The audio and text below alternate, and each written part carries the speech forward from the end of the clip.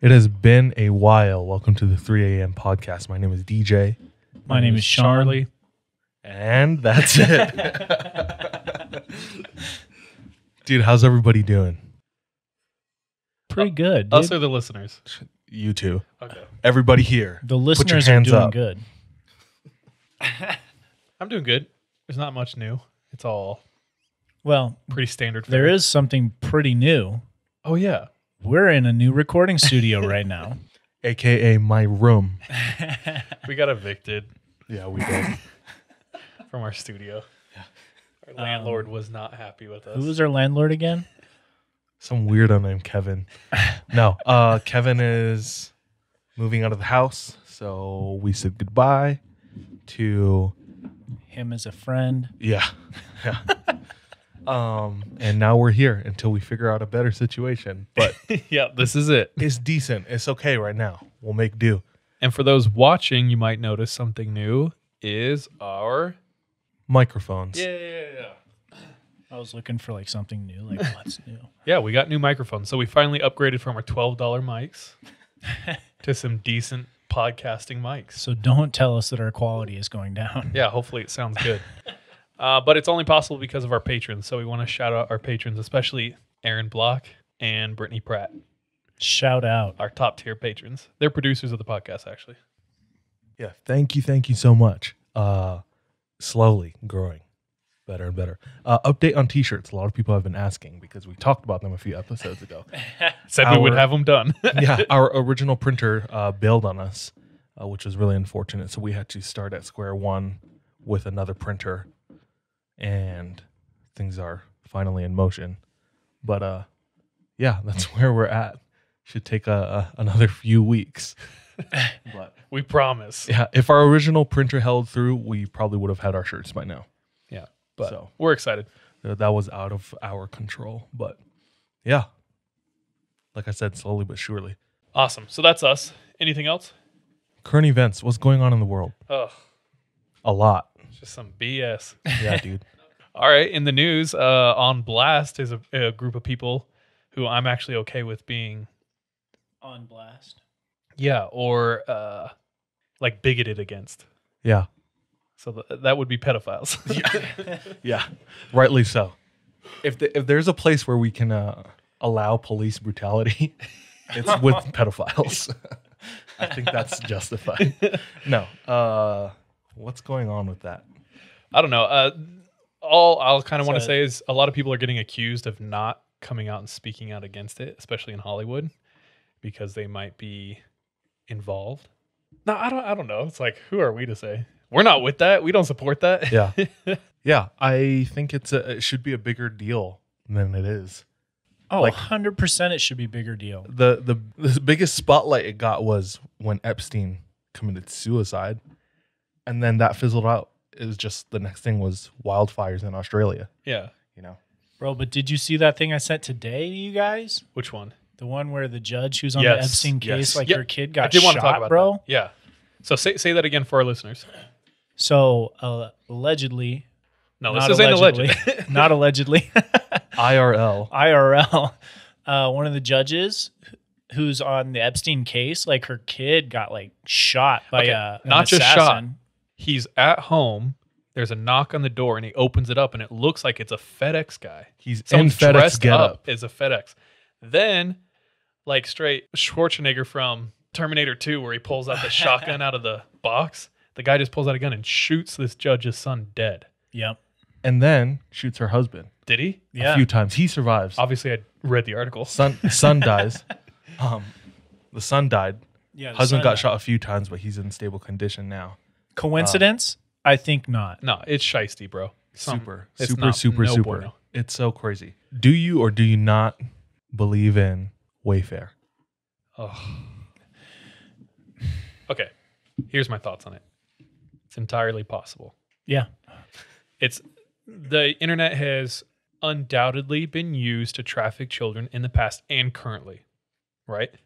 Now, the crazy part of it would be if a mainstream company was doing that. Here's the thing, though. I'm good at Photoshop. The pictures that were put up on Instagram, I could make in 5 minutes.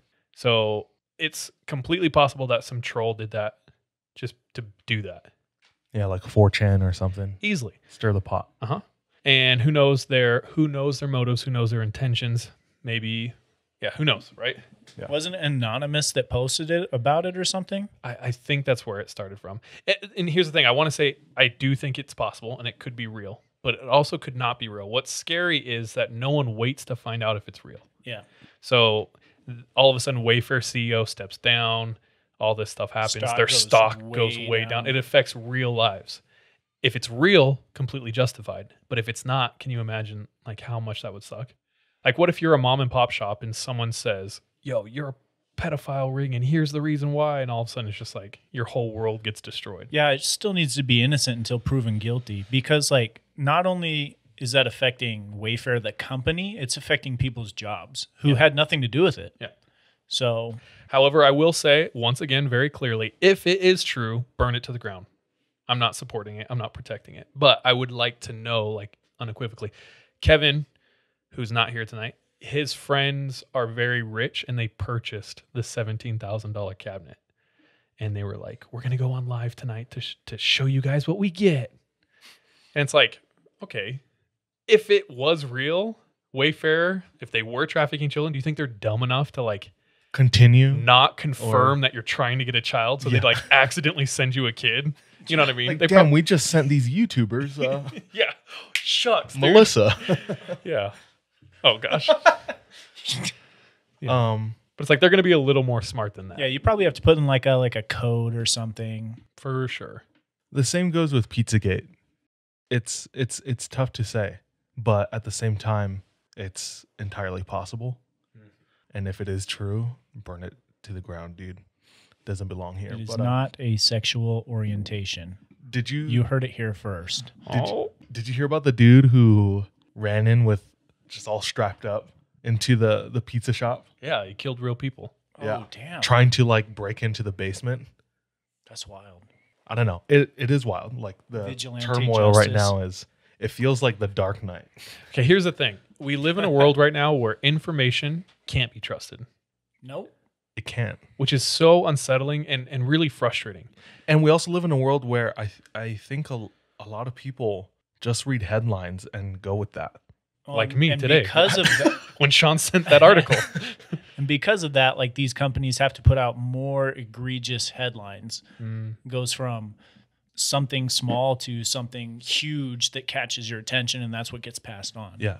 The embellishment is the focus and not like the actual content. But Yeah. yeah. You know the Asian store at Provo Town Center? Yeah. It's like you can Where you get like, weapons. Yeah. Yeah. You can get like a massage and like Naruto merchandise. Yeah. You can get a candle and a katana. Yeah. Hell yeah, brother. I like to think that they also have a basement and they're training people Ooh. to rescue, like an underground railroad. Oh. But So they're good guys? Is that what you're saying? yeah, dude. No, let's not start something here. Yeah, dude. There's going To to be be riots clear, in the street. Yeah. they're good guys Yeah. that we know of.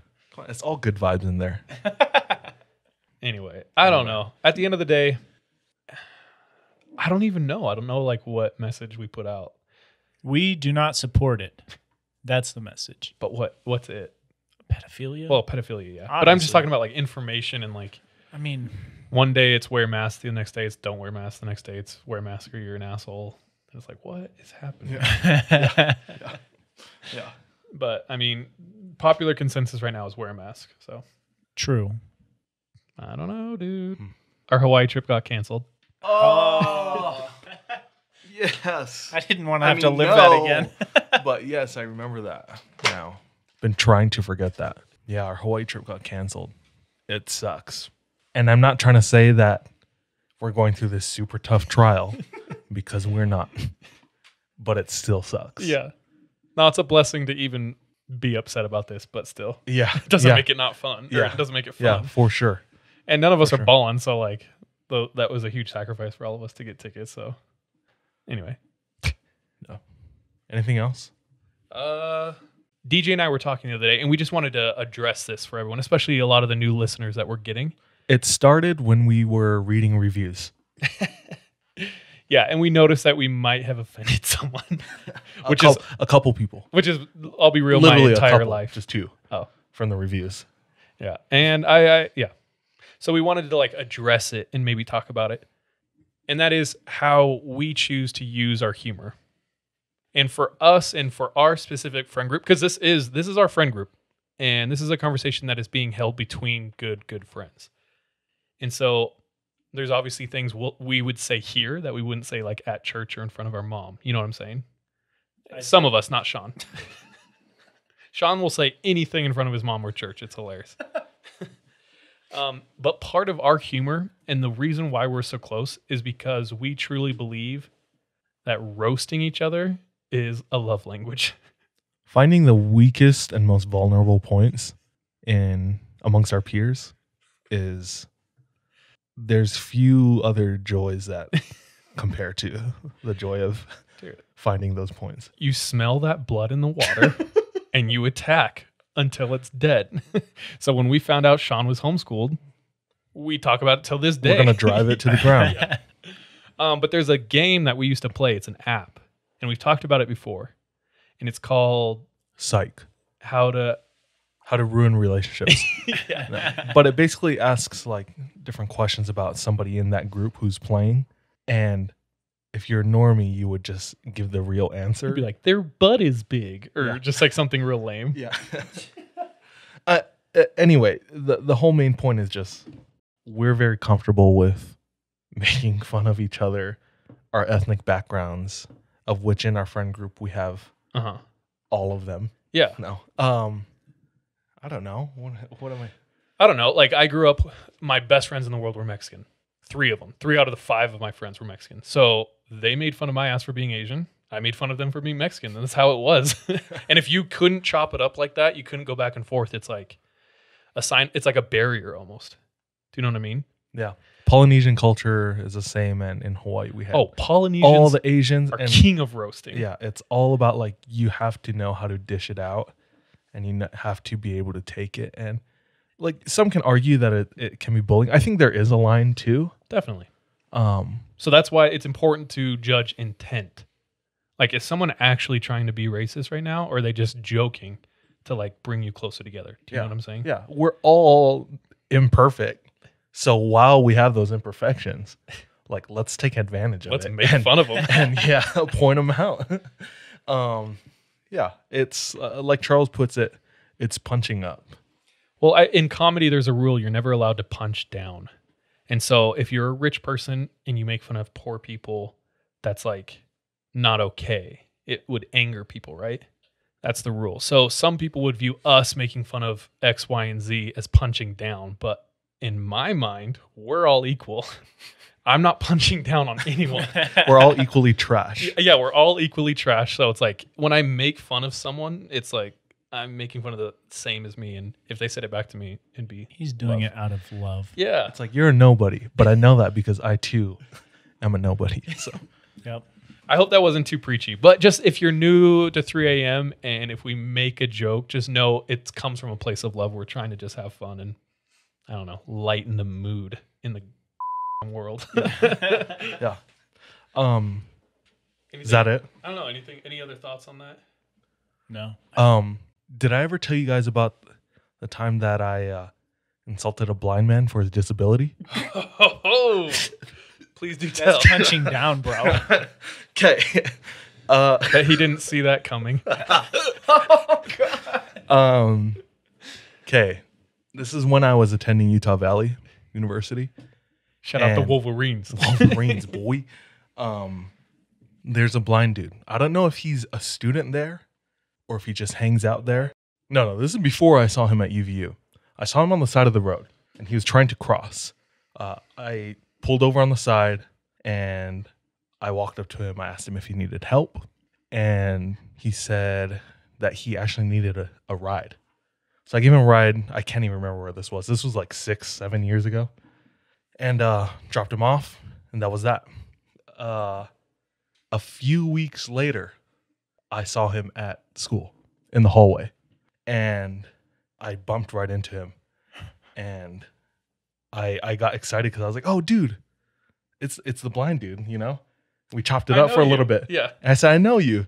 And I said, do you remember me? And I understand he could have maybe recognized me from my voice. And I don't know how blind he actually was.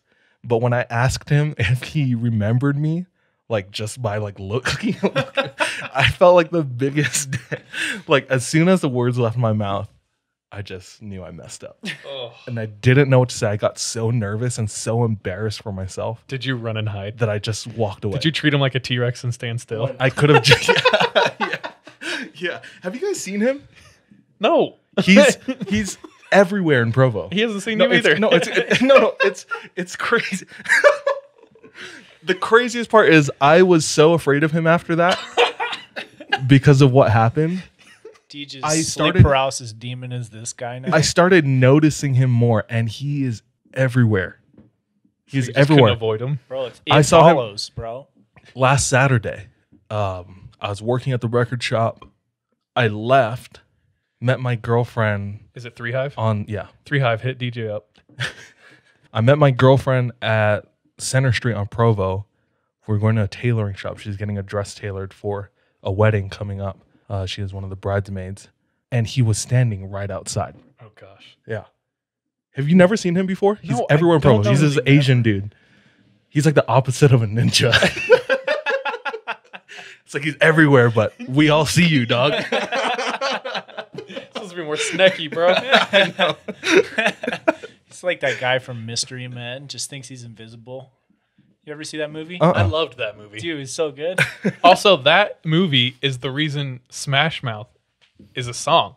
The song Smash Mouth is the soundtrack to that movie. The All-Star? Amazing. Yeah. Oh, really? Amazing. Anyway. You never know if you don't go. Anyway. Oh my gosh. DJ. I think I've told this on the podcast before, but when I was a server, I walked up to a table of 2 gentlemen, or 2 guys. And I went, gentlemen, how are we doing today? And I looked to the right and I saw the guy, and I looked to the left.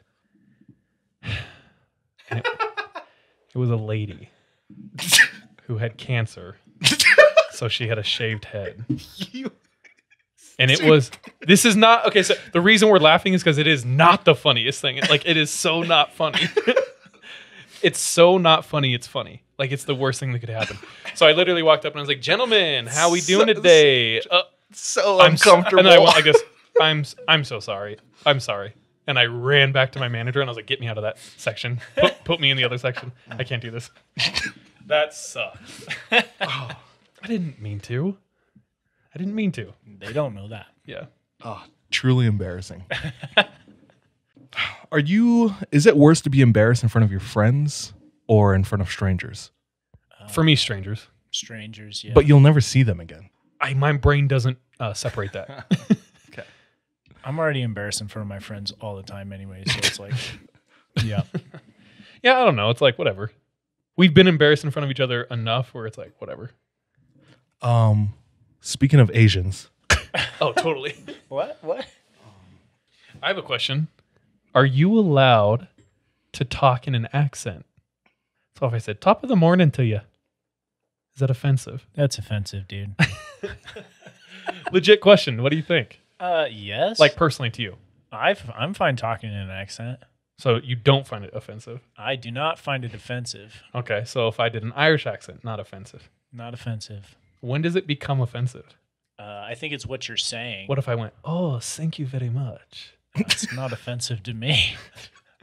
I think it's funny Do right you now. feel a It's little all- offended, though? A little bit? A little bit, but that's what's funny to me. I don't know. It's all context. Here's my theory behind that. White people you can make fun of, right? Yeah. Yeah. Like if I did an Irish accent, no one cares. They're after me Lucky Charms. No one out there is writing a letter angry at us. Excuse The me? second I make fun of a colored or a race of color, people get pissed. The lower class. You know citizens. why? Is because in their mind, it's punching down, which is really the more racist thing. That's true. Because they're like, oh, you can't make fun of Asians because they're so less than white people. Do you know what I'm saying? Which though? is actually what's racist. That's way more racist than me. Sir. Do you know what I'm saying? You are you? solved it. I'm philosophizing. Who are you bro. who are so wise in the ways of science? Just Socrates over here. You know what I'm saying? So great, bro. Socratesing me with these knowledge. Speaking of smart people, Asians. Does the name Grant Imahara ring a bell? Is that homeboy that you covered? Oh no, R.I.P. Yeah. No. Grant Imahara is the Asian dude in Mythbusters. Oh, what? Yeah, he just passed away. That's sad, dude. Mythbusters was like one of my favorite, what is it, not reality TV show. Just It was his own thing. some good programming. It was cool. It Science, was bro. like, It and Bill Nye, dude. yeah, if you grew up with Bill Nye and then you like your tweens and teenage years, you get into like the more advanced science. And that's Mythbusters. Somewhere in there is BattleBots. Yeah. You're like, flip him. Yeah, I don't know. That made me really sad this week, but that's other news. Thanks for that sad segue. So on that note,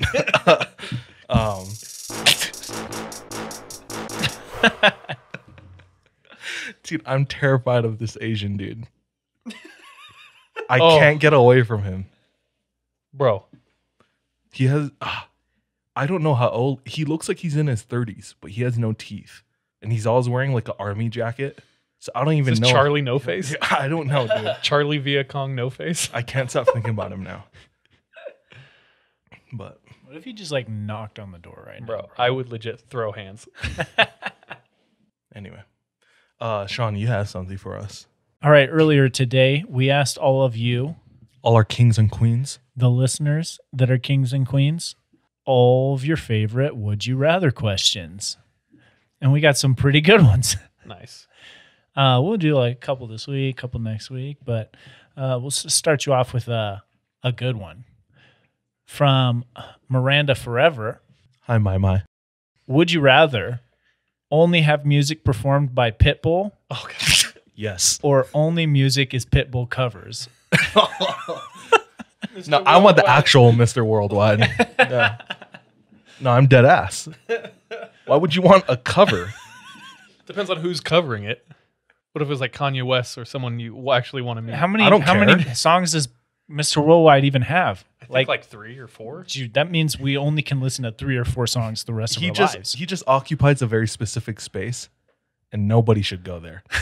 But since he's already there, It's okay. then Pitbull's kind of low key. Like I like him, and here's why. Do you know that Facebook contest? Yeah.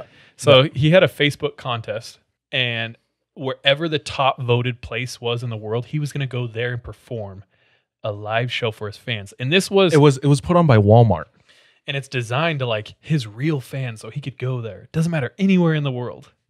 Well, some trolls on the internet heard about that, and so they sent him to the most remote island in Alaska. Yeah, so everyone found the most remote Walmart in the world, and it was in Kodiak, Alaska. So all the trolls on the internet went to the Kodiak, Alaska Walmart Facebook page and liked their page, and they gained this huge following, and that's what won the contest. And instead of being a prima donna or getting pissed like probably a lot of celebrities would, dude, he nutted up and he went to Just Alaska, went. dude. And he like spent time with the natives there, like the local Learning the chiefs culture. there. Yeah, learn Yeah. the Bro, he really is Mr. Worldwide. Dale. Yeah, I think Pitbull's genuinely a good dude. his egg looking ass. Yeah. What's egg in Spanish? Huevo looking Huevos? ass. Huevo. Oh, bro, we can't do that. Huevos? Can't speak Spanish. You can't. Yeah. Yeah. Huevos? I can. I can. He can. Oh, sorry, I didn't mean to be punching down on people less than me. It's okay. Just don't do it again. So, thank you, Miranda. For the answer to that, neither. They both suck ass. Thank you. Next. All right, from Basic Target Mom. Shout out. Would you rather be an unknown superhero or a famous villain? Oh, okay. Dude, I like being a little bit of a resident bad boy. You know what I mean? I feel you. Dude, I kind of lean the same way. I'd rather be a famous bad guy. Dude, my gut, and this is going to make me sound like a effing Boy Scout, but I think Captain I'd be America. an unknown hero because it's just like you wouldn't have to mess with all the noise. No one would know. So that's kind of nice. Yeah, but as a famous villain, even though everyone knows, you don't give up. But what if your villainry is like being a pedo? You still don't give a fuck. I don't know. Being a superhero sounds overwhelming. Villain, like you're doing whatever you want. It's true. So I don't know. Probably a good superhero, but like moderately good. So I do like good deeds for like people. a Deadpool, dude. Not like an anti-hero, more like who the hell topped my gas tank off? Like Just like nice. there was little 3/4 of a The tank guy earlier. in front of me in the drive-thru paid. Yeah, paid it forward. Yeah. Dang. I feel. I'll spot you an extra $1 in the grocery store. Okay. Yeah. So like good, but like It's like who put that $1? It's called reverse pickpocketing. And just apparently hiding people do that. Oh really? They walk around and try to like stick money in people's pockets. We should do Hide that behind sometime. the Doritos. Like Okay, moving on. How about this one? From Volmir. oh, how about it, Volmir? Spend 100 days alone in the mountains or 100 alone at sea. You'd have all the supplies you needed. Mountains. What's the weather like? Is it just Ask calm? Volmir. Is it calm at sea? How's the weather? Volmir? I think he said it's going to be a nice, calm sea. For 100 days. Mountains. Mountains. Sea. Bro, what kind of boat do I have? He says everything will be provided. Okay, like if you have a Yeah. yacht, And he says all supplies will be provided. So probably not the boat. Like You're a on like little a yacht? dinghy, dude. A little yacht? A little yacht. I don't know, dude. Mountains. I'll say mountains. yeah, I think it's mountains. It's kind of a tough sell. You can like explore in the mountains. In the ocean, it's like You gonna explore? not really. I'm talking. Stick your head in, I'm you're like, thinking I'm good deep for today. ocean. By the way, Yeah. Just like 50 yards offshore. Yeah. That's somehow worse. You can't go to land. Yeah. you just see happy people walking around. You're like, Screw them. Okay, last one today. Would you rather from Hiona Arts oh, I read this. Shouts out. tattoo Charlie's face on your ass or tattoo Charlie's ass on your face? Face on ass. Charlie's ass on my face. For sure. I'm trying to become one of those SoundCloud rappers. It's If a you knife. if you know about my music career trajectory, it's definitely headed in that direction. Yeah. From crying in a Wendy's with a sprained ankle Bro, you just to a need to start tattoo on the face. making music about crying in a Wendy's, dude. It's very XXX. Yeah, if you haven't listened to our entire catalog, first of all, shame on you. Just kidding. But really, go download them all. Help our numbers. DJ quit everything, school, life, told his parents to go F themselves, and said, I'm moving to LA for my musical career. Broke his ankle. Literally crawled home. But honestly, like, you know, it's an inspiration to us all. Yeah. With a dream and a cardigan.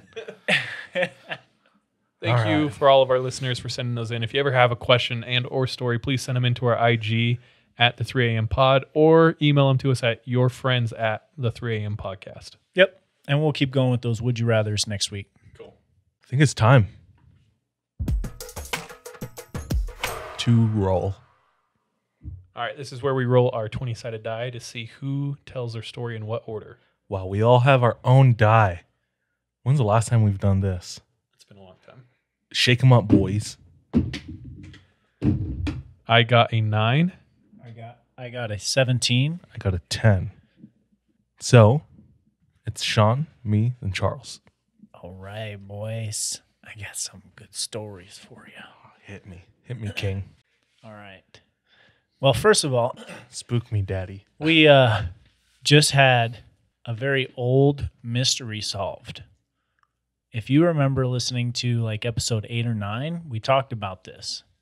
And at the point, was it solved? No, It was unsolved. It was unsolved. Now it's solved. When I was living up at the cabin, I came home one day and noticed that things were moved in my room.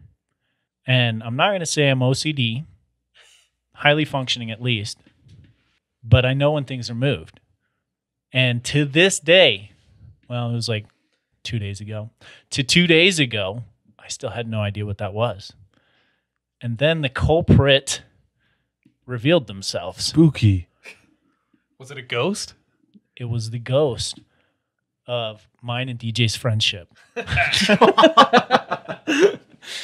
Just kidding. But DJ told me, he was like, did you ever like figure out what happened in the house or the cabin? I was like, no, I figured it was Jordan. And then he proceeds to tell me, oh, one time we were just up there visiting, just seeing what was going on. No one was there. So we decided to move some things in your room. And he didn't say anything until 2 days ago. Minor things. Minor I underestimated. I didn't think he would notice, but Sean, this is a gift that Sean has. His attention to detail. And I wouldn't call it OCD either. But It's more savant. yeah. It's like a higher form of thinking and being. It was like he had some hats hung on the wall. I just like turned it slightly to the side and he had like a pen on his desk and I moved it to the other side of the nightstand and picked up all of it. I walk into my room and the energy is just different. I'm like, what? Just feel it. My crystals Permeating. have lost their moon power. But I just thought I'd share that with you because I know you guys have been on the edge of your seat since like last March. We get a lot of DMs about that. You're right. That was the most recent mystery solved in my life. Just wanted to share that with you. Next, where is your love life? That's also slightly askew. Yeah, those crystals have been gone for a while. Yeah. So secondly, after I shared a story, what was it, last episode, before our one in Maine, someone shared a story with us afterwards that was eerily similar to what I told. And so I wanted to share it as well. But what story are you referencing? The Northern Lights. Oh, that's right. So we got a DM from Kaylee about a story that happened to her when she was about 4 years old. She said that she was living in Kotzebue or something like that. Is this the same one who submitted a few stories? Possible? No. I don't think so. No, I don't think so. Dude, thank you, Kaylee. She said she was about 4 years old. Her and her family were living in this town called Kotzebue, I think is how you pronounce it. She said it is about 30 or 40 miles north of the Arctic Circle. Now, at some point in the evening, her dad asks her to go and grab something out of the back of the truck. And they're kind of out in the middle of nowhere. It's not really a strange thing for her, even as a 4-year-old, apparently, to go out to the truck, grab something, and come back in the house. That's normal. So, and it's cold outside. So she throws on her jacket, runs out to the truck, hops into the back of the bed to grab whatever it was. And then she notices the Northern Lights and just kind of looks at them for a second. And then the next thing she remembers is her dad running out to the truck and like grabbing her and bringing her into the house. He throws a blanket around her and starts to warm her up. And apparently she'd been out there for hours just looking at the Northern Lights, and they had been looking for her the whole time. Yikes. So what she saw, I don't know, but the time loss was the creepy and eerily similar part to the story. If anyone else out there has had a story similar to that, please share it. Seems like it could be a phenomenon. For real. I wonder if it's only related to the Northern Lights. Because people have time loss a lot of different places, but I've never heard it connected to one occurrence. Do you know what I'm saying? Yeah. Except for like aliens. Yeah. But she said also that there weren't any like scars or anything different with her either. So she didn't think she was abducted. It was just that time loss that scared her the most. All of these time slip stories that we've had, all of them have occurred in the wilderness, except for one of them, the elevator. Oh, Do you remember the elevator in like Chicago? Chicago? Yeah. But outside of the elevator, all the other ones happen in like a forest or in the outdoors. So I don't know, dude. I don't know what causes that. Do you think it's something with the actual place, like the history that went on there in a previous time? Or do you think it's an extraterrestrial, like aliens or something? Or even like a merging of different Universes, or like, I don't know. Parallels. What if it's something more simple? Like a hiccup in your brain? It could be. Because when you go to sleep at night, you shut off completely. It's a time slip. Yeah. you essentially close your eyes, and then before you know it, you're opening your eyes. And for most of us, it's way earlier than you want. So what if like just randomly your brain is like, oh, I think I'm asleep, boom, and like shuts off or something. And then a few hours later, see, I don't know, I guess it doesn't matter. I was thinking like, why would there be such variations in time that was missing though? But like, yeah, that could still be attributed to your brain. Yeah. Which by no means makes it less scary. Because if your brain's malfunctioning, that's like in ways even more scary. Especially at like a really young age. Ooh. And we're not saying your brain's malfunctioning, Kaylee. I'm just coming Definitely up with not. Yeah, theories. this is Charles' theory. I still think it's My aliens, brain is bro. malfunctioning. Huh. I don't know. That's just terrifying, not being in control like that, especially outside in Alaska where the stakes are the highest. Yeah, It's like cold. the part where she That's just it. remembers being wrapped. There's in a like blanket, coldness. dude. Um, And being cold. yeah. Bears. And like the temperature being low. Abominable snowman. And it not being very hot. Thanks, Kaylee. Yep. Thank you for that and sharing that. Like I said, if anyone else has time slip stories, please send them. Now, I have one more story since those were kind of just short and updates, really. Let me ask you real quick, though. Have you ever been over at a friend's house Yes. No. and had something weird, strange, or unnerving happen that you couldn't explain? My friend's mom. I don't know if Stacy's she was mom. drunk, but she started coming on to me, and I said, Mrs. Gasaway, no. No, Mrs. Gasaway. Dude, That's- must have been super drunk. That's not funny, dude. So funny. Anyway, have we ever been at a friend's house and something has happened unnerving or weird? Something weird, unnerving, paranormal. No, not that I can think of. Sorry. Disappointing you, but I mean, I think I've had several experiences because a lot of times we'd spend the night like telling ghost stories. I've done a Ouija board at a friend's house. We'd go on walks. We'd go explore. Mhm. So yeah, things have happened, but nothing that stands out too concrete where it's like noteworthy enough to share. So, but and either way, being at your friend's house, you're at least out of your element and you're not familiar with the surroundings. This story comes from Dana the giraffe. It was when she was a sophomore in high school. She would hang out with her best friends, Crystal and April. She said one day her and April went over to their friend Crystal's house. And it was one of those split level houses where you kind of come in through the front door. You have the one level that goes up, the one that goes down. Yep. She said it was pretty commonplace in Omaha, which is where they were at. Also Utah. Very common. Yep. Now, she said that Crystal's house was also typically creepy to her. Like, whenever they'd stay the night, there would be like footsteps or cats looking at things that weren't there, Yikes. stuff like that. Now, this day, it was during the day after school. They were in the room that was above the garage, and they could see from that room down the hall towards the front door, down the stairs. So they were on like the second level of this split level house. And they were messing around with the message machine. So like, you know how you would record yourself and be like, thank you for calling so-and-so. They were actually singing into this message machine. That is old school. So it's like the 30s or 20s? The 20s did. And she said that her and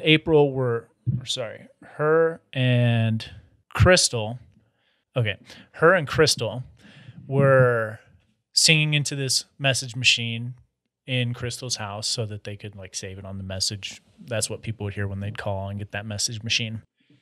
So they played it, and very quietly in the message, they could hear themselves singing, and then they heard, "Shut up." And both of them are kind of like, oh, this is weird. And they both assumed it was just April in the background telling them to shut up. Like, okay, April, won't be rude right now. Damn, bitch, chill. So, It's some petty ass ghost, bro. shut up. so they decided to do it again. but they convince April to also sing with them so that they know it's not her unless she's like a ventriloquist or something. Equally creepy. Equally creepy. So they do it again, and then they play back the message. And they're singing, they hear themselves singing, and then in a slightly louder, more aggravated voice, shut up. Now they're kind of freaking out right now, but there's nothing they can do about it. They erase the message. And they decide to go again. Oh, God. Man. You can't just leave that message on your message machine. That would be creepy for anyone calling. And so they start to sing, and instead of hearing shut up this time, all of a sudden they hear bang, bang, bang, bang, bang, bang, bang of someone stomping up the stairs. And they look down the hallway towards the front door, and there's no one there. And then whatever the sound was, bang, bang, bang, bang, bang, as it stomps down the stairs and then down the stairs into the basement. And then bang, bang, bang, bang, bang, bang. It's like just going up and down the stairs now. Now they're terrified. They have no idea what they're going to do. They can't go out the back door because Crystal's parents had put their dog back there, and it'll bite anyone that's not family. So that's out of the picture. They're going to have to go down this stairwell through the front door to get away from whatever it is. So on the count of 3, they run down the hallway, down the stairs, and start running out the front door. F, dude. Can you imagine doing that with 2 of your friends? It's like, who's in the front? Who's in the back? Who's in the front? F you, dude. Get behind me. Dana says that she was in second place and was going to get out. But then all of a sudden, April kind of pushed her out of the way, and Dana's the last one now. And as she gets to the door to be the last one to exit the house, in the corner of her eye, she catches something. And she kind of looks over and sees this head just popping up from behind the couch. So now they're sitting on the couch looking at you. So like probably like on their knees or just whatever, looking at you. And she could tell that it was a little girl with a badly burned face. Zuko. Shireen Baratheon. Oh. Rip, dude, sad as death. Anyways, they run over to a neighbor's house. Their next door neighbor. I guess they knew one of the boys who went to their school there. So they're like knocking on the door. And at first he doesn't believe them when he opens the door and they start to tell him what's going on. He's like, shut up. He's like, oh, well, shut up. But then as they're all looking over back at Crystal's house, they see one of the curtains kind of open. Big no. And then close again. Oh. And all of a sudden he's like, oh, yeah, you guys can come on in. I don't know what's going on, but I'm not going to leave you out here. So they just spend the rest of the day there until the parents get back home. And nothing else happened to them that night. But a few weeks later, Dana is back at her house. And she's down in her unfinished basement doing some laundry. So no parents, no one's home. She's finishing up the laundry, and she kind of just gets this really bad feeling that something is watching her. And you know that feeling like you're down in the basement, and if you start to go up the stairs, something's going to get you? Every time. Yeah, frick, dude. Every time. I know that feeling dude. too well. She gets this feeling as she gets to the bottom of the stairs to go out of the basement. And so without like trying to let whatever it is that's following her know that she knows, she sprints up the stairs 2 at a time to get as fast as she can to the top. She does. She makes it to the top of the stairs, and she goes to close the door behind her. And when she turns around to close the door, the little girl is standing right there at the top of the stairs with burnt face. She slams the door in his face. And then she says shortly afterwards, they were actually moving. Like they ended up moving from Omaha to Phoenix. And she never had anything like that happen to her again. But also, she had no idea or never found out who the girl was or what the girl was doing. So to this day, it's a mystery to her. Frick, dude. Good thing it didn't follow her. I will say that. Yeah. Probably a good move to leave the house. Yeah. Yeah. We don't know if that was like a malicious spirit, though. It didn't sound so malicious. Yeah, at most, just a little grumpy. Yeah, Or definitely like sounds prissy grumpy. or something. Yeah, like you got the no from Simon Cowell on American Idol. Just like, stop singing. Shut up. That Shut was up. absolutely the worst performance, worst voicemail I've ever heard. But then it followed her to her house because this original happened was at Crystal's house Oh, I didn't get that. It jumped from crystals. to her house. Oh, that's weird. Yeah. So it was for some reason attached to Dana. Oh, damn, Dana. Now, she be said coming over. nothing else had happened to her like that, but I saw her once more after moving to Phoenix. But she doesn't describe any incident after moving to Phoenix. Huh. That's it. Sounds like a case closed. Yeah, if she only seen her once more, then that spirit has crossed over. It's weird when you go through life and you have these experiences that don't seem to like have any reason or rhyme. You don't get closure on them. I don't know. Yeah, because like, what if you end up seeing them again? Like, there is no closure, especially since it wasn't attached to the home. That's what's creepy. Because like, I feel like you hear more often spirits attached to location rather than people. I met this Maori kid who was real Maori. So that's the indigenous people of New Zealand. And they have a word for him in New Zealand. It's called hori. He's a real hori Maori. It just kind of means like backwoods. And he said he had a lot of... So the Maori people, I don't want to speak for all of them, but a lot of them are superstitious. They have a lot of customs, and especially a lot of customs regarding like white people. So they believe white people can cast the best curses if they know magic. We can. So when they cut their nails or they clip their hair, they collect every last piece Oh, I have heard of that. because they don't want you to take that and use it against them. So his family was really deep into like the mystical superstition side of Maori. And he had an uncle who was a seer and a medicine man.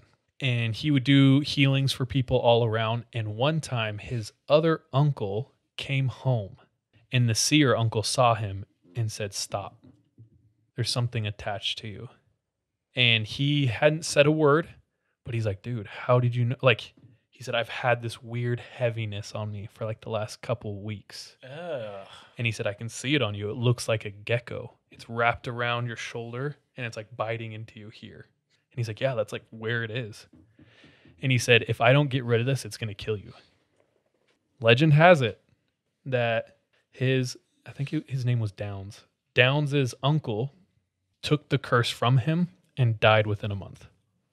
But he was like old, and the kid he took it from was like 25 plus. Oh, dang. And he took it from him because he's like, it will kill you. So he took it and he died within like a month. It's crazy, like how they kind of adhere to it. Like, there's nothing we can do about the curse. Like, it's here to stay. So it's like, well, I'm the old one in the village or whatever. So I'll take it. Yeah, I'll take it rather than just stop it. And Curse. I don't know how they all work, but it makes me think, yeah, you couldn't simply just like cast it away. It had to be attached to someone. Maybe if he unattached it from his uncle, it would go to a younger person, you know? Could be. So he just did like the best thing. Did you ever listen to that Mysterious Universe episode where they talked to a girl who claimed to be able to see these types of entities that would attach themselves to people, and she could see them on every person.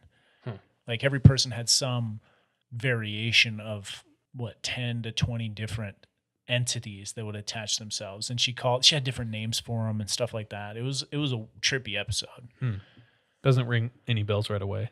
Dude, can I chime in? Go for it. Yeah. We actually have somebody who submitted a story recently. It was from one of the people on Reddit who saw our post, and they talk about their sister, who they named Tanya. Tanya apparently has this gift where she sees the auras of people. Yeah, something very similar to that. Yeah. Sometimes the aura tells her about their history or their future or something about their personality, lots of different things. She doesn't control what she sees. It's just laid out before her. I think the earliest example they had was They were at a wedding for their mom's friend, and Tanya was just the person who sent in the story wasn't born yet. Tanya was just a little girl with her mom at the wedding, and Tanya runs up to the bride and hugs her, and as a little girl tells her, "I'm so sorry. I'm not going to meet your baby." And they had no idea what that meant, but the bride apparently was pregnant and she didn't know. And the bride ended up miscarrying a few months later. So that was like one of the earliest examples of Tanya, like using her abilities. yeah, that being shown. And it got worse and worse. Like she was so sensitive to these auras that sometimes it just overwhelmed her and made her really anxious, and it was just she was hypersensitive to these kind of things. So I think she was going to therapy or trying to get away from all of it and try to like dull those senses. And it worked for a little bit until Tanya moved back. I guess she lived out of town for school or work or something. And she moved back into her hometown, not in the same house as her family, but the same town.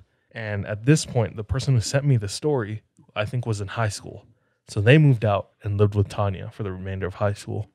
So while they were living together, they would have their high school friends come over and hang out.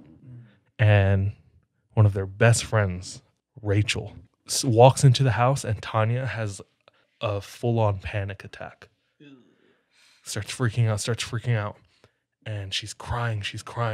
And she starts to calm down, but she doesn't open her eyes. And she says, give me a pen and paper. They give her a pen and paper and she starts drawing with her eyes closed. And she's drawing like the blueprint of a house. And she starts talking. She says the name Linda. Is that you? And she's saying things in chunks and it's not fluid. So it's not really making sense. But she's like, Linda, is that you? She's like, here? Oh, okay. No, over here. So, and they're like, what is going on? Like, I don't know, Linda. And at the end, she finishes her drawing, and she has, I guess, like an X on the map or something, and looks at Rachel and says, "This is where it happened. This is where Linda committed suicide."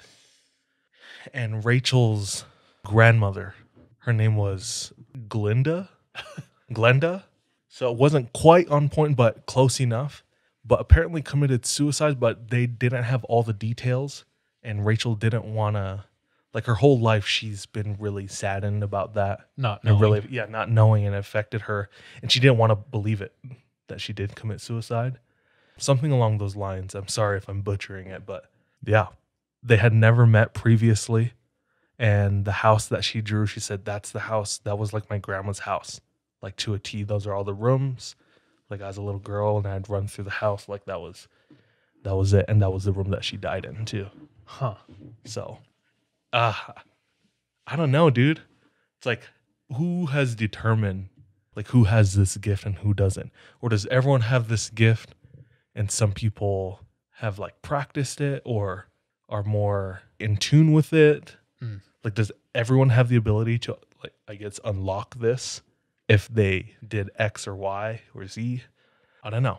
For me, I'd like to think every human has the ability to, or the potential or capacity to, and then most of us are just turned off. But from what it sounds like, most people who can do it aren't trained in it, so it kind of just like happens to them rather than them like using it. Do you know what I'm saying? Yeah. Sometimes they like are in tune with it from an early age, like Tanya here. But then I feel like sometimes they go through a certain experience, sometimes very like emotional, whether good or bad, happy or sad or traumatic, and it like triggers that. And then things start happening. But that's it for me tonight, though. So, shout out Dana, the giraffe, and Kaylee, and DJ, and Papa Bonkers on Reddit. That's you. Mm-hmm. It's me. Mm-hmm. Moving at the speed of light. Into eternity. No, Chris Brown. Okay, some updates. The first one comes from Emily. think she's from Utah. If she's not from Utah, she's living here in Utah. Thank you for sending this to us. But she said, she says, I have to tell you guys about this because it's your fault. Oh, crap. And she says, it's one of us. She names us specifically. One of us. Who do you think it is? Sean. Charles. She says, I'd never had sleep paralysis before this, and I blame Charlie. And all of his sleep paralysis stories. But Emily went camping. That's not That's worst case Yeah, I know. scenario. Usually bro. it's in your bedroom. Yeah. This time On your you're- home turf. Yeah, this time you're outdoors. In Satan's turf. So Emily says that she was camping in Mapleton. Mapleton is about an hour south of Salt Lake. She was camping last weekend with her family. She hates sleeping on the ground, so she brought her hammock. She said that her and her sister hung up their hammocks next to each other on the edge of the campsite. She said it's not intense camping, so they weren't deep into the woods. Like the dirt road was right there and the public bathrooms were on the other side. But you're still not at home. And you're not even in a tent. You're just in an open hammock. She said she did like kind of try to cocoon herself in with the excess. I've been there. Yeah. But she said everybody fell asleep except for her. She said she was dozing off when she sent somebody to her left. She felt a hand on the side of her leg outside of the hammock. She tried to shout, "Get away from me," but she couldn't move or speak. Finally, I was able to squeak out a groan, and instantly the hand and feeling that someone was next to me vanished. I didn't check to see if anyone was there, either because I didn't want to see if it was something or someone, or because I knew it was just in my head. But that was it. She'd even say, like, thank you, love your podcast. She's actually like, Yeah, I hate your podcast, and I hate you. Yeah. But In the very early episodes, we never actually put it in, but we recorded a disclaimer. Do you remember that? Like some of the subjects we're talking about, might be. yeah. So we had seriously considered disclaiming our podcast, but yeah, obviously we've talked about it before. When you talk about these things, your chances of inviting them go up. So I don't know. I'm sorry. I'm sorry, dude. It be your own. My bad, Emily. No. We actually have another casualty of the podcast where it was, so the husband, it's a friend of ours, and I'm not going to say any names. The husband listens to our, like, every episode or close to it, right? Wife doesn't because she doesn't like scary things. Understandable. Not for everyone. The first time she was like, fine, I'll listen to this dumb podcast you always talk about. No, I'm just kidding. She didn't say that. But the first time she listens to the podcast, they both go to sleep and husband wakes up with night terrors and basically attacked the wife. And I only laugh to hide the pain. But yeah, she was like, I blame you guys. Oh my frick. Who is this again? Yeah, that's crazy. So anyway, yeah. I mean, we say it at the end of every episode, like, Be careful. yeah, be careful out there, trust your gut, watch your back. Like, But also, bye. Love you. yeah, good riddance. Sorry, Emily. Okay. Next one, another update before I share a story. Another person responded. A lot of people responded to our Reddit post, and this was one of them. I'm just going to read it straight. And for me, what got me was just how casual this person's tone is. This dude messages me. I assume it's a dude. Says, "Hey there. I've got a bunch of stories if you'd like. I dabble in the occult, so I know lore if you want help with background, as well as personal experiences of mine. When I say stories, I mean stories." Ooh, What do you think? intriguing. That's what he said. What Define do you think? the occult. That's not me. Oh. He was like, so you in? Is what he basically says to me. You check the N and give it back. Yeah. Like, no. Can you define the occult The occult. for people who don't know? I don't know if I can give an exact definition. The first thing I think of is Satanism. Supernatural, mystical, or magical beliefs, practices, or phenomena. That seems pretty. Broad. Yeah. Yeah. Why is the occult always paired with Satanism? There's no. Is there a Christian occult? Well, I think if you are Christian, every path that leads back to heaven has to do with Christ. So any path that doesn't have to do with Christ is not of Christ, meaning of the devil. Mm-hmm. So everything just gets lumped in with the devil. That's not my belief. In this usage, the occult is a category into which varied beliefs and practices are placed if they are considered to fit into neither religion nor science. The occult in this sense is very broad, encompassing such phenomenon as beliefs in vampires or fairies and movements like ufology and parapsychology. Okay. Still kind of vague. Yeah, it's very, very broad. But yeah, I think everybody knows, like, everybody has an idea of what the occult is. So whatever that is to you, that's like what it was to me is what I was thinking of when he asked me, like, I dabble in the occult. So What do you think? yeah, what do you think? Like, do you play D&D or are you cutting lamb open and drinking its blood? Yeah, are you playing Magic the Gathering or are you sacrificing rabbits here? I tell him, yeah, sure, send it in. I elaborate a little bit more. Thank him for reaching out and whatnot. But he says I can write up a short background, and I told him to send in, like, because he said he had a ton of stories, so I said, send him maybe a table of contents, you know. Bro, if you see any Latin, don't read it. And it reads. No. I actually have some of that in my story tonight. Okay, this is DJ's room, not mine. I'll just spell it out, and I advise you two not to say it, and at home, please don't say it. I actually want to say it now. Okay. But basically, this dude says, this post is a bit long, so bear with me. It may sound crazy, but take it with a grain of salt. My name is, I don't know if he wants it private, so we'll just go with Johnny. So my name is Johnny, and I've dabbled in the occult and paranormal for about 18 years. This ranges from bookstore Wicca to Levian Satanism to high and low magic to voodoo to spiritism. Oh, and shamanism. When I say dabble, I do mean actually partake in it. From summoning planetary spirits to banishing evil entities, making mojo bags, and projecting into other planes. Entities. Okay. That said, if you and your team are up for it, I wouldn't mind supplementing you with lore on whatever topic and information about any upcoming topic. Essentially, be on the, quote, research team. Oh, dude, we have a team. Like, say if you guys will be having stories about hauntings from spirits of the deceased, I'd give you a semi-short write-up containing facts about it and context if you guys like. Yes. Story-wise, here's what I can bring to mind as of now. 1, asking an archangel to show me what Lucifer looks like. Parentheses, didn't end well.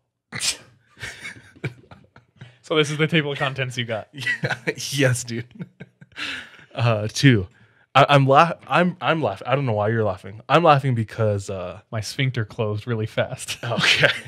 Yeah, I'm laughing because I'm not sure of a scenario where you see Lucifer and it does end well. You're like, oh, okay, that was nice. Yeah. It's like Lala from Teletubbies or something. What a cordial person.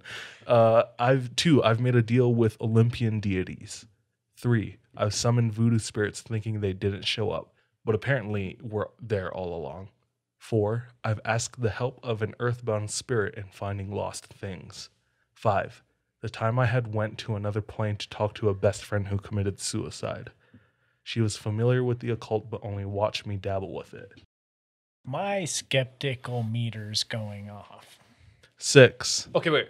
Sean's skeptical meter is going off. Why, though? He says, I dabble, and then goes and gives us like 10 hardcore, more than dabbling. He did say, scenarios. though, when I say dabble, I mean practice. Yeah.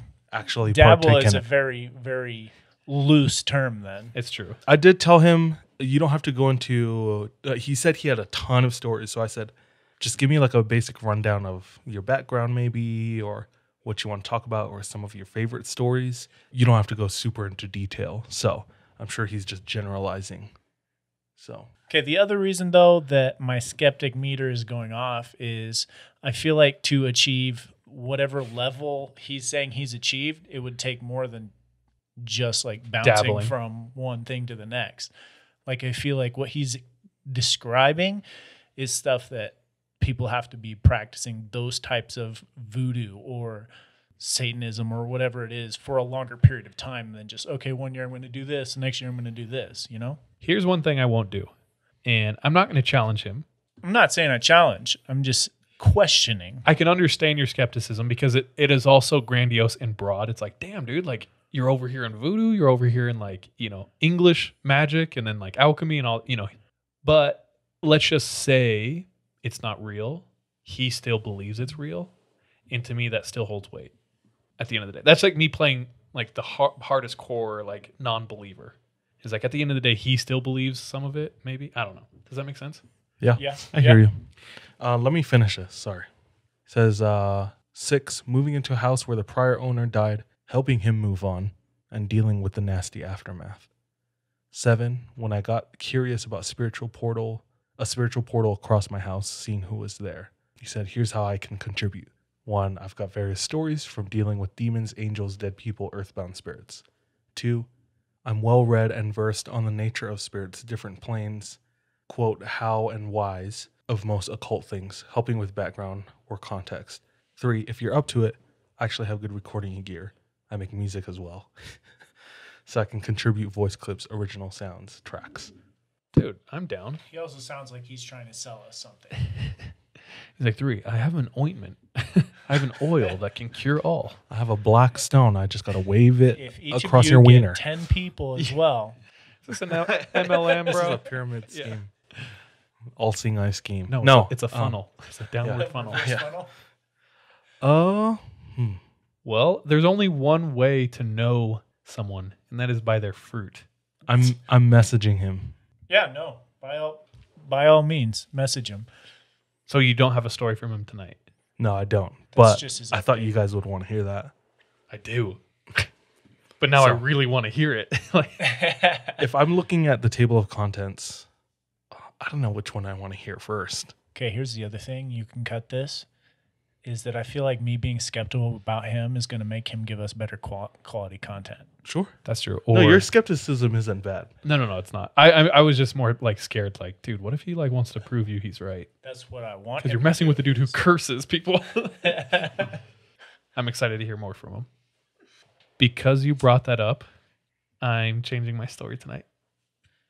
God damn it. Really? Yeah. Because it kind of talks about it. It kind of talks about it. Yeah. And It does. Okay.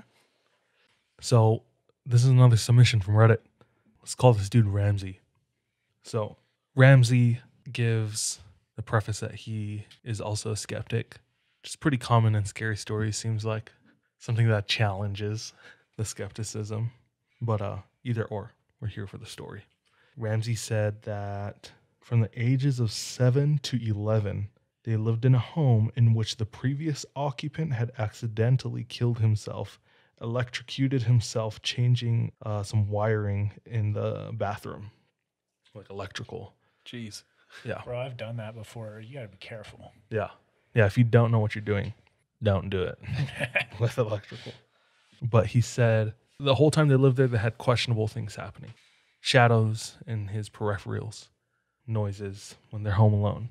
More than just the house creaking. He said that there was an extension built into the home from that previous guy, I believe, and no animal or child would go into that extension of the home for some reason. They like refused to go. Ew. Yeah. So a lot of weird things happening, very questionable things in the doorways, whispers in the middle of the night, things like that, right? Yeah, it's the normal things, right? He said there's 2 particular experiences that stand out. Said one night their family had a bunch of people over for dinner. It was a school night, so they told him to go shower and go to bed. So he's in the shower. We've talked about this before, like Psycho, where, I think at one point in our lives, everyone is afraid of being in the shower or something being on the other side of the curtain. He said he is showering and it sounds like the curtain wasn't long enough to cover the whole thing. So like, parts of it are open on the sides, Oh. Yeah. Dude, cold. It's just gonna be Sucks. Yeah, terrible. water everywhere outside. That draft coming through In Europe, when I was over there for like a month, Spain. yes, every shower, their shower glass was this long. So it's like the shower head's right here, and it's just like this, and then it's open. And I was like, this is trash, dude. It was like everything was cold and wet, and I was like, oh, this sucks. That's weird because I thought European, at least bathrooms, especially public bathrooms, are good about privacy. Like America, we have like 2 feet of space underneath and like 3-inch cracks in between the doors, and everyone can see you. Anyway, hard tangent. But Ramsey's in the shower, and from what it sounds like, he hears somebody running outside of the bathroom into the bathroom, but the bathroom door was closed. And he said he hears this, and he's peeking through the gap in the curtain in the shower, and he sees somebody runs right through the door. Not like Kool-Aid Man, but like an apparition. He runs through the door. Oh no. Yeah. Oh no. The creepy thing to me about this story is that it's like an imaginary. It's like Monsters Inc. to me, but it manifests later on in life. Here, I'll explain. Let me fill in the cracks here. Explaining this thing, he said it was a strange man that ran through the closed door. He was shorter than I was at the time, obese, naked, entirely bald, and strangest of all, completely blue. Oh, He said Paul Giamatti from Big Fat Liar. Yeah, he said he had a smile with pointed teeth. He said he ran through the door, with the door being unaffected, and the creature ran past the shower, and he could see its silhouette from the lighting inside the bathroom, silhouette through the curtain. Run. And he said on the opposite gap, once it got there, he wasn't there. Just disappeared. That was the first experience that he had that That's really stood out to him. gross, dude. Yeah, it's really strange. Yeah. Yeah. Like, see what I mean by Monsters Inc.? It's kind of funny and kind of laughable, like a naked, fat, blue man. But like, especially as a kid, like that's like, But also, if you saw that IRL, you'd shit yourself. yeah. It's also terrifying. Yeah. It's laughable from a distance in the situation, and especially as a child, it's traumatizing. We respect your distance. Yeah. Second experience that really stood out to him. Is this close to the same time or much later? This is while they were living in the house when he was between 7 and 11. Okay, still same. Okay. So he said he was watching TV. I believe he was home alone. It was daytime. He said in the hallway, he saw a giant. He said this giant was on all fours and was nearly as big as the sofa he was sitting on. He said that this thing was wild, with dreaded hair, less corporal, more shadow-like, jet black in color, and was running like a bear towards him. Down the hallway, straight at him. Ramsey screamed, and as soon as he screamed, this giant vanished into thin air. He said this always stuck with him. He said he hadn't really given either of those events much thought until he was almost 18. He said his uncle came to stay with them for a short while. His uncle, unlike him, is a very spiritually inclined man, and for some reason asked, "Have you ever seen the family ghost?" And Ramsey says, "What? The family ghost?" We have one of those? And the uncle says, "Yes, the family ghost." And Ramsey says, "Well, what about it?" Uncle replies, and Ramsey thinking this is ridiculous, Uncle replies and describes the man as giant, dreaded hair, bad teeth, and blue skin. So like each of those entities was the same thing? Maybe it is the Like same thing and different can forms? kind of take different forms. Maybe it was two different things. I don't know. Did he explain anything about the why for like the family ghost? He didn't. God, He didn't reply to me when I asked him. But it's just a short story, but I love when like one of you will share a story and it'll remind me of something that happened that I had totally forgotten about. I'm not sure if Ramsey had totally forgotten about this, but he did say I didn't give it much thought. It's like, what was he supposed to make of that? You know, no answers until one day his uncle asks just a random question. You ever see the Family Ghost? I've never heard that before either, though.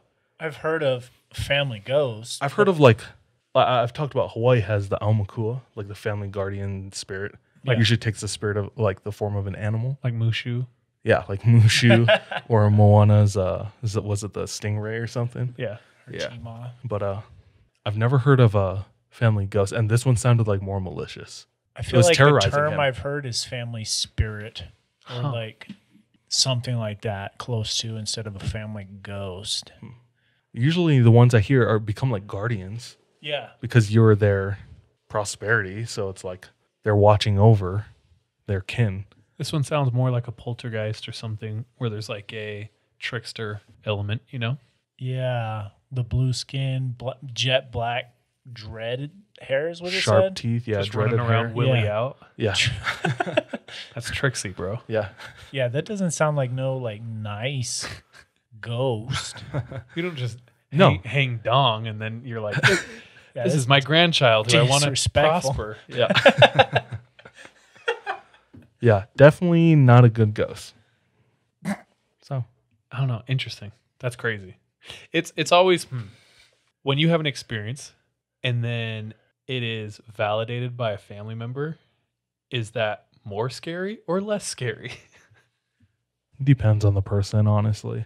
But do you know what I mean though? Yeah. It's like before I could have just been like, oh, I was hella drunk or oh, I was hella tired. Yeah. But then someone tells you and you're like, gosh damn it. If you're able to handle it well and not let it control you or you're Yeah. afraid of it, and if somebody else confirms it, it's like, okay, I'm not the only one in this. At least we have each other to talk about it. And You probably don't feel as Whatnot. crazy. yeah, exactly. You Somebody might else, be more it's scared, validating. but But somebody like who is terrified and traumatized by it, if somebody else mentions it, then it's like a trigger, I think. But Dang. Hopefully he gets back to you. hopefully. Is that you But tonight? that is me tonight. Sorry. 2 small updates, 1 short story. So No, it's good. I loved it. that's all I did too. So Cool. All right, then it's me. it better be 2 small updates and 1 short story, dude. I'm actually going to give you guys the choice because here's the thing. Choose your own adventure. Sean's no. Your first update made me want to switch my story completely and talk about something that I've been trying to research for the last couple days. But then your second story with the ghost made me want to switch back to my original one.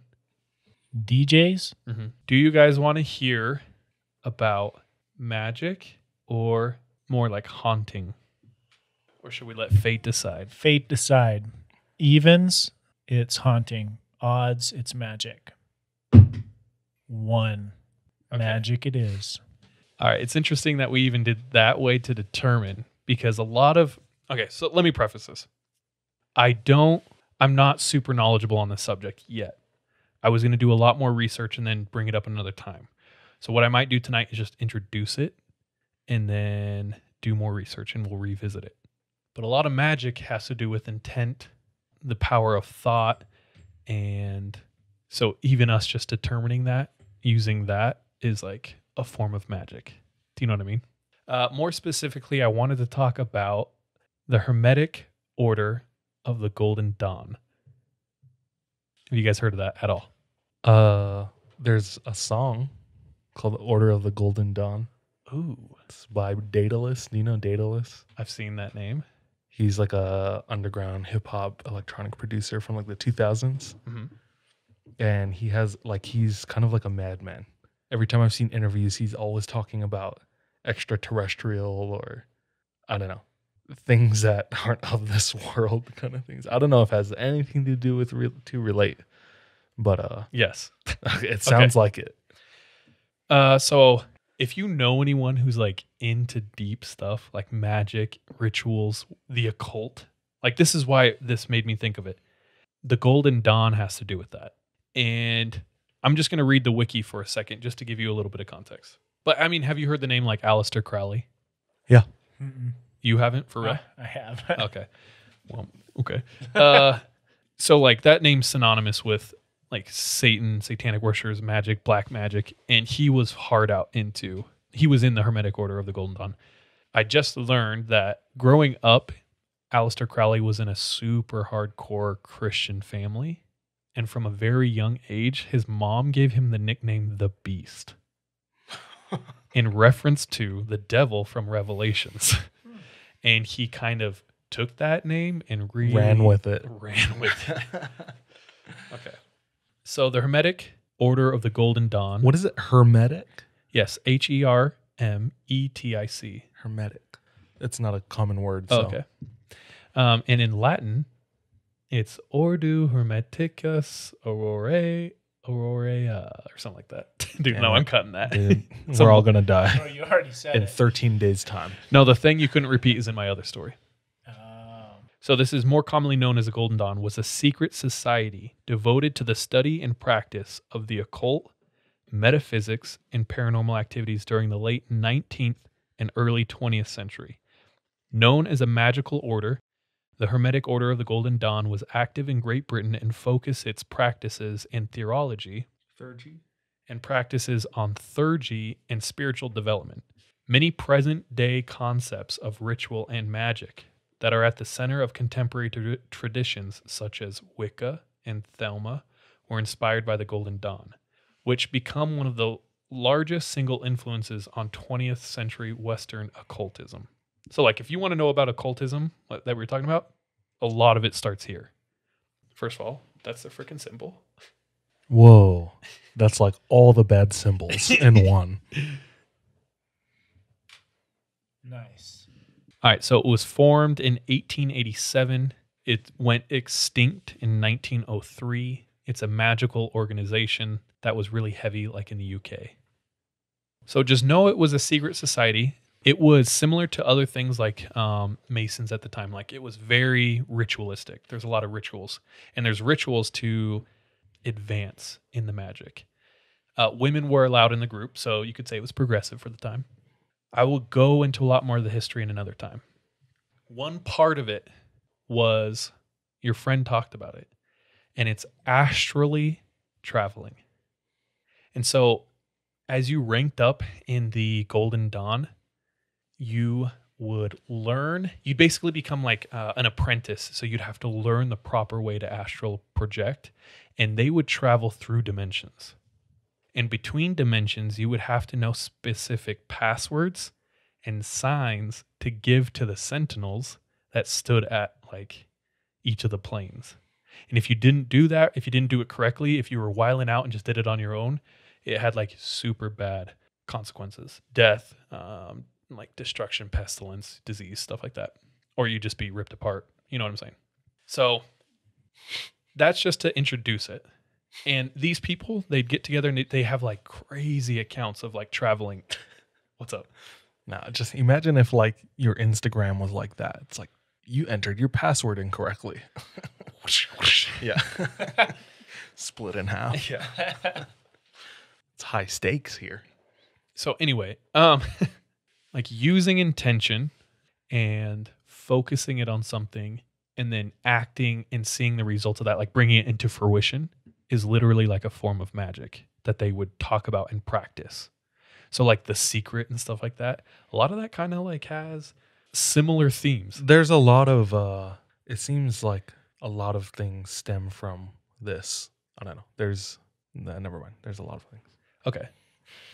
So Sorry. It sounded way better in my head. I don't know how to articulate it. no worries. Moving forward though, whether you believe this or not is up to you. But let's just pretend for a moment, if you don't believe, that putting really intense intention on stuff and then acting on that as if it's real has real power. And that's like a lot of what they did, or that's where you at least start, right? It can be very dangerous, especially if you don't know what you're doing. So if you just go out and you start messing with stuff that you don't really know about, you can have a lot of adverse effects. A couple days ago, my sister sent me a TikTok video, and it's called Randonauting. Oh, yep. Have you guys heard of that? Okay, what do you know about that? Essentially, it's an app that you download that you'll think of a question or you'll think of something, and then that app will generate a location that it'll direct you to go to, and it'll manifest something that was related to what you were thinking. So instantly I see a TikTok link and I think, ignore. No, I'm just kidding. I think, okay, whatever. But then I'm listening to Mysterious Universe and they covered this. So it was like, I got the text and then I went on a hike and I downloaded a Mysterious Universe episode and listened to it, and it had it all to do with like randonauting. So I thought that was, even that coincidence, I was like, oh no. Like that means something, right? Especially in this realm. So Randonauting, it's an app, like Sean said, that's hooked up to a quantum random number generator. And if you don't know what that means, don't worry, because neither do I really. But really what it is like super power computers that are outputting random numbers far beyond what the human brain could do. And this quantum random number generator is constantly random in the world. What's weird about it is that it appears as though human consciousness affects the numbers. So no one is touching the computer, no one's doing anything, but events in the world have an effect on the numbers. So they said when COVID happened and the entire world shut down and was doing the same thing, all of a sudden the random numbers are doing patterns. You remember the site Peter Knows? No. No? No. Do you? No. Are you for real? I have no idea what that is. I don't know if I want to spoil it for you guys. Peter I'll let you know. Knows? Peter Knows was a phenomenon on the internet in the early 2000s when internet was new. It was like during the days of like Albino Black Sheep and E-Bombs World, and like before YouTube, before like when things went viral back then. It was different. It hit different, yeah. Like right now, virality is, you see 1,000 viral things every day. Before, it had to be something really special to go viral. There was a bit of like mythicalness to it. Yeah. It was magic. It was like, what? Yeah. 500 people are seeing this right now? Are you effing kidding me? In like separately? Yeah. In our own homes. But Peter Knows is just a website where you ask a question and they answer it correctly about you personally. Ew. Yeah. Okay, I'm going to test it right now. Don't test it. Peter, We'll do it later. Hold on. Yeah, wait. I'm going to go into this. That seems like the same vein as this. So I was going to say, it sounds like Peter Knows got some funding. So some smart dude made this app and set it up in a way that is it's like a magic ritual, but people don't realize it. So what you do is you download this app and you think of something and you put all your intent into this thing. So Mysterious Universe talked about a couple examples. The first one was like something I can't explain. Something unexplainable. And they channeled all their intention in that, and they hit go. And the app connects to this quantum random number generator, gives you coordinates. So those coordinates should be random. And they go to it. And in the middle of this field is just an armchair, like sitting in the field. And they thought that's pretty weird, right? Yeah.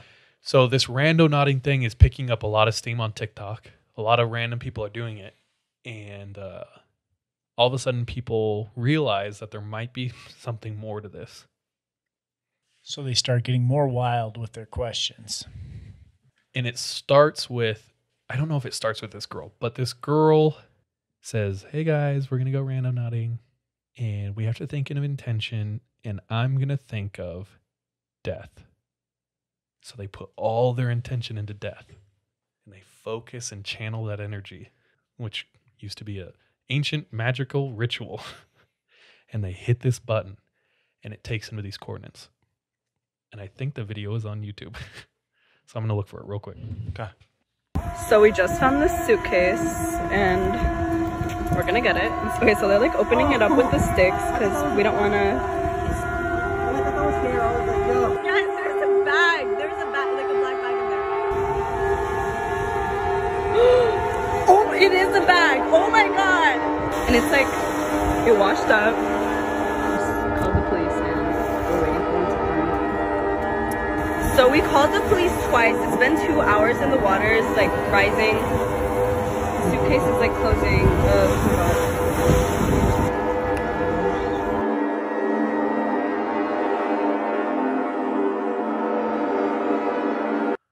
God. So we just found this suitcase.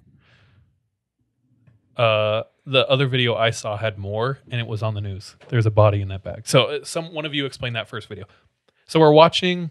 These are the famous TikTok videos of randonauting that have led people to believe that there might be more behind just this like fun app game. So why don't you describe this, or if you want me to do it, I will do. Well, these TikTokers, they are playing Randonaut and get taken. They didn't say what they concentrated on, though, did they? No, not in this one.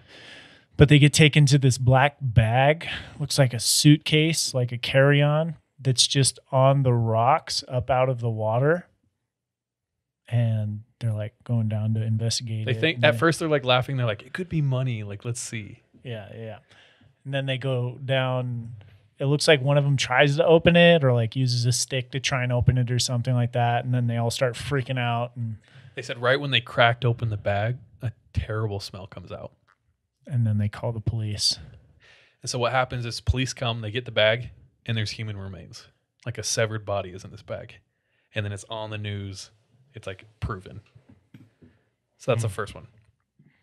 I'm looking for a specific one. So I just went randonauting.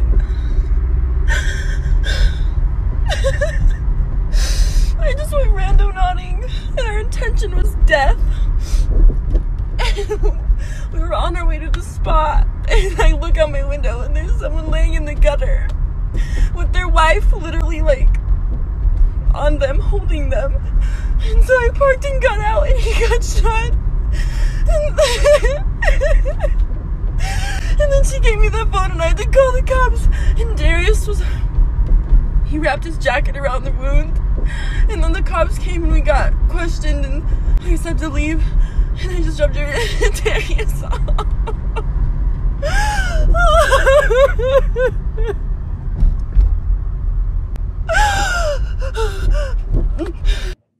Is that the one? That's the one. Okay, so girl goes randonauting. Her intention is death.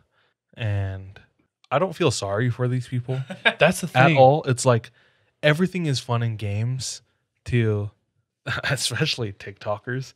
And then she's crying hysterically because when supposedly she gets to the location, the coordinates that were given her, and there's a body laying in a gutter. And a woman is holding the body, and she's sobbing over him. And they get out of her car. Apparently, it's just them two. Like her and her friend. Yeah. Well, who she Yes, sees on in the the ground. gutter. Yeah, Yeah. on the ground. Her and her friend run up to them, and they say, "Do you need any help?" Apparently, it's a husband and wife. He got shot. Cops show up. They get questioned. They're free to go. And she's just explaining that.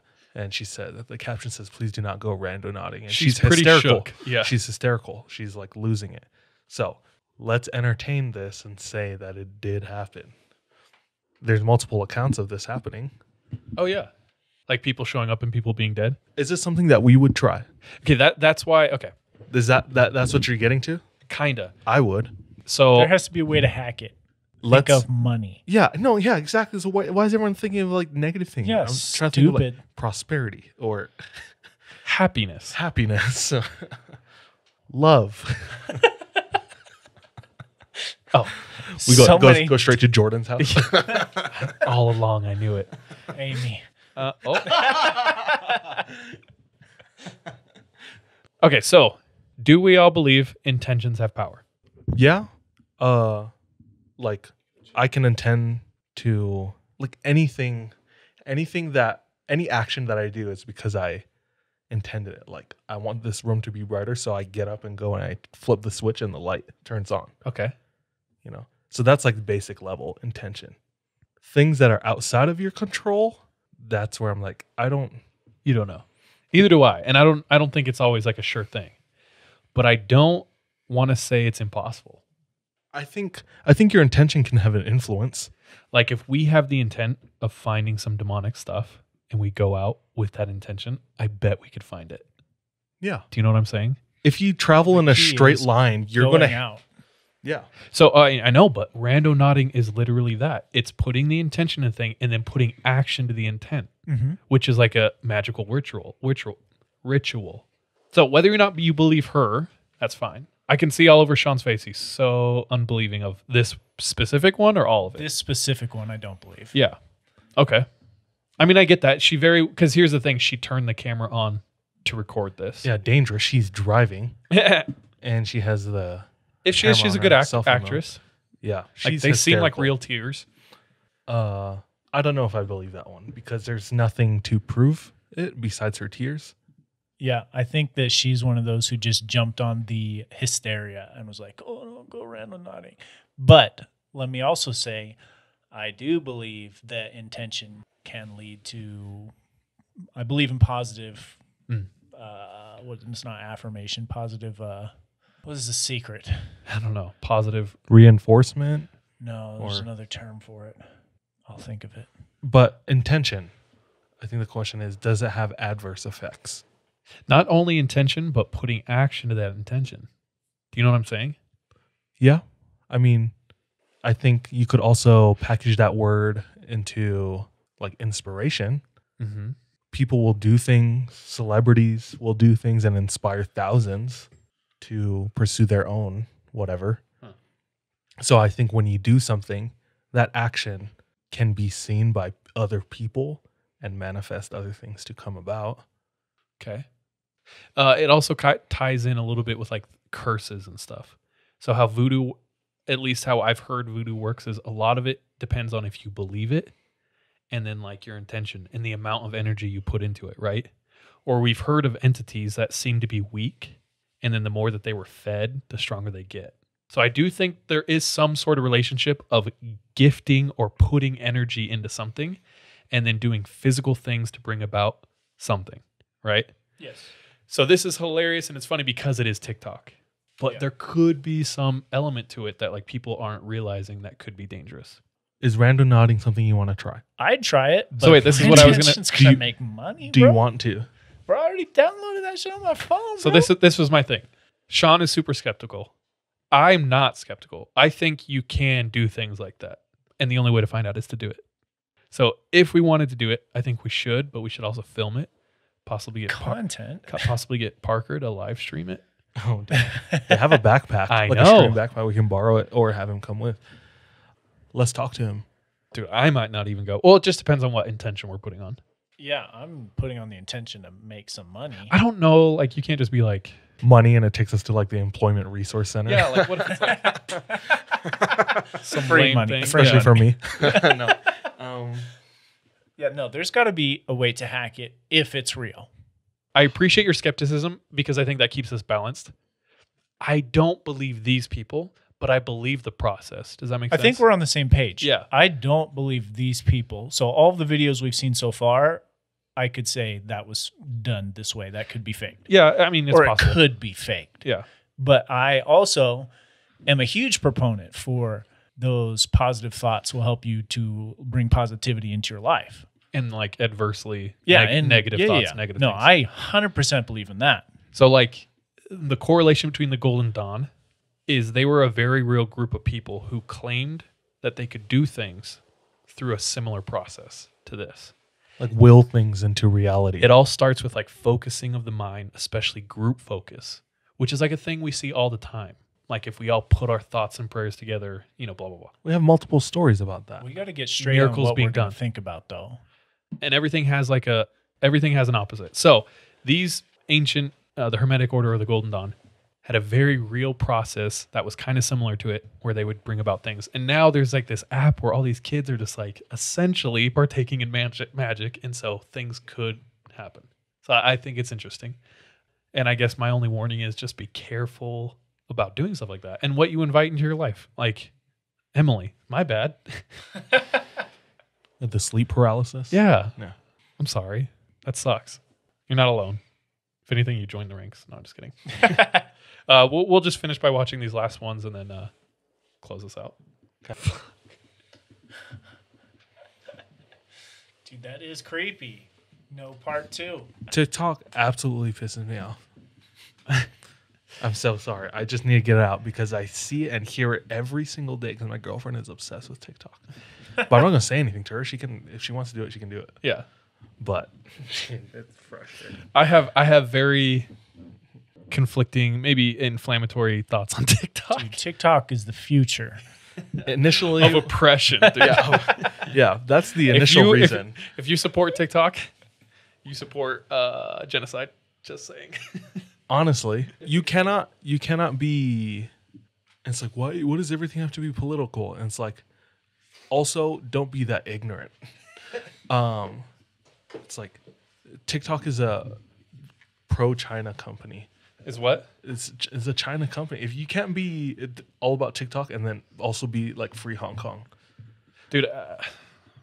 That's the first level TikTok. The second is the more like carnal reasoning. It's like I watched my girlfriend go through tens and tens and tens of unfunny videos, high risk, low reward videos to find one moderately funny video. Yeah. And it's like, I don't want to swim through a sea of trash just to find a soggy McChicken, you know, like.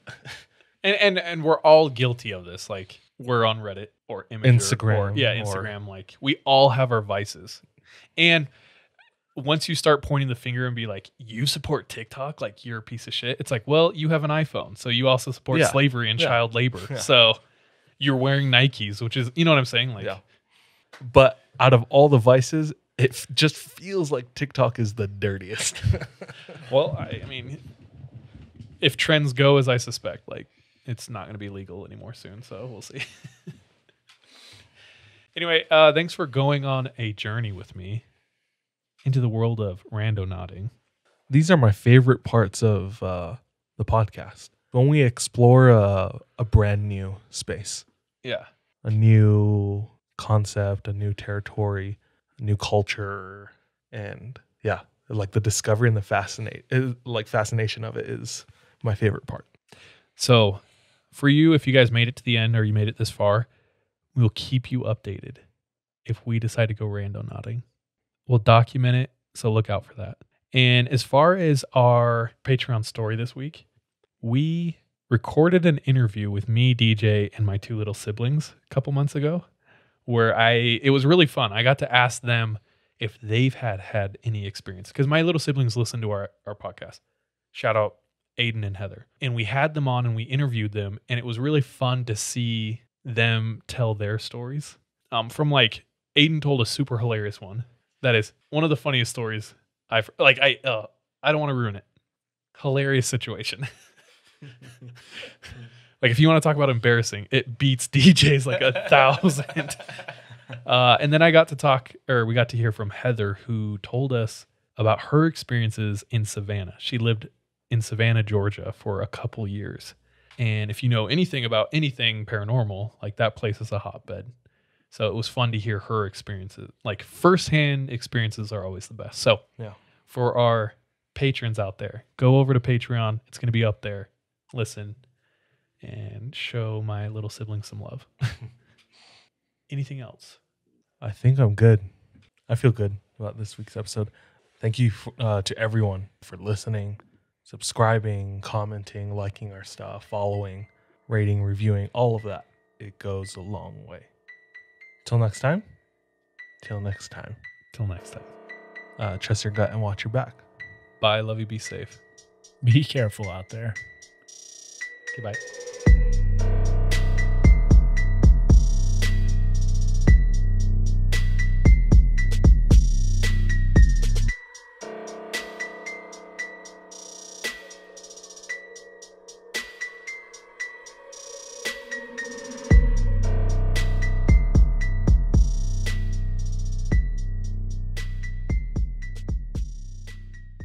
Hey, thank you so much for tuning into this episode of 3 a.m.